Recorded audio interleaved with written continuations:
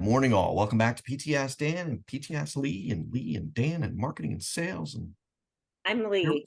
go. In case you're wondering. Dan. There we have it.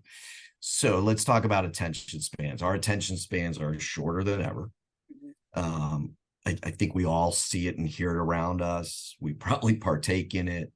Our phones, we headline shop a lot.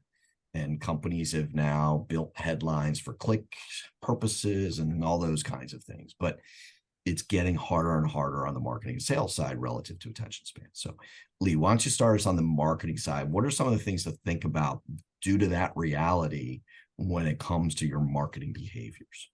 Absolutely. So I think there's a couple really key points here. One is consistency. Yep. You need to market regularly. I think we've probably all heard of the rule of sevens, which has been around since the 30s. It's an old marketing term that you need to see a brand 7 times before you consider engaging with it. It's still true and probably more true today than it has been in a very long time. The other really big piece of advice that I would encourage you to consider is think about where you're placing your marketing and ensure that the marketing meets the medium. So for example, if you are doing an ad in LinkedIn or, social media ads or online ads, that is a very, very quick moment to get your message out there. On the other hand, if you are doing sponsored content in a local financial magazine or something along those lines, that's a real opportunity to share your knowledge, and to really become a sort of a thought leader in that arena. So I really encourage you to think about using the medium that you're choosing in the best way that you possibly can.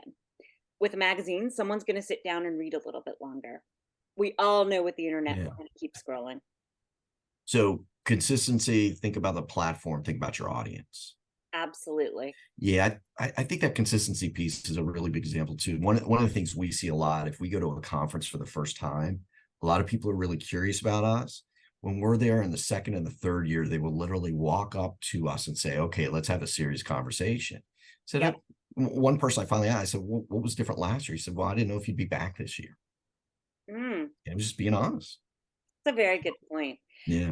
And when you think about consistency too, you should think about some longevity with your advertising.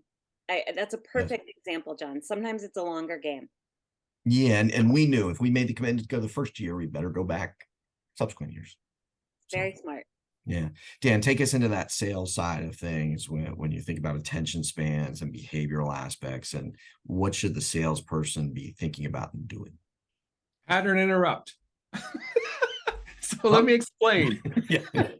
I went to one of those seminars where you get a free lunch, and it was on pre-planning your funeral. It was so interesting. And the thing that was so cool was at the beginning, after the welcome, I'm glad you're all here, the guy looked at the audience, which, by the way, I was the youngest one there by at least 20 years. And he looked at the audience and he goes, "You're all going to die at some point." And it just grabbed everybody's attention. And he goes, "So let's talk about what happens to your family when you die." And he immediately grabbed our attention, as opposed to the way normally these types of workshops go, which is, let's talk about pre-planning your funeral. This is what we mean by it. This is how it works. And this is blah, blah, all intellectual mumbo jumbo. Stories, humor, be completely different than what people expect. And at the end of the day, get people to talk about themselves, and they don't lose interest.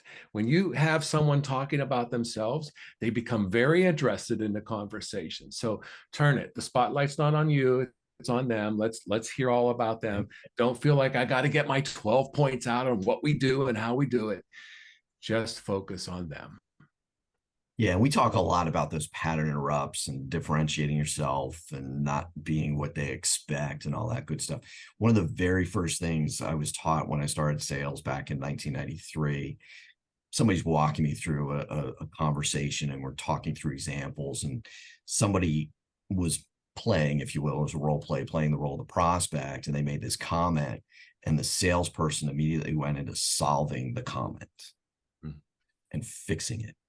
And what our coach said is, all I want you to do when you get something like that, all I want you to say is, oh, and be quiet. Don't say another word until they continue. And it was his version of what we talk about is tell me more, but it was just a, oh. And it's almost a question in itself, but it's those kinds of things. So I love it. I had a guy tell me once, man, your price is really expensive. And I go, well, if it doesn't work. there you go. John, And that that's really a little bit of humor. I'm sorry, Lee, what were you saying? I was just going to say that really took me back. My dad was an insurance agent for 40 years, and O was his favorite question. And as a child, I could tell when he was using his insurance sales tactics on me, which generally he didn't approve of whatever the decision was when I got the O. Oh, right. That's the heck are you thinking? Mm-hmm. Yeah. Love it. Sorry. All right, guys. Great stuff. Thanks so much. See you again tomorrow. Take care.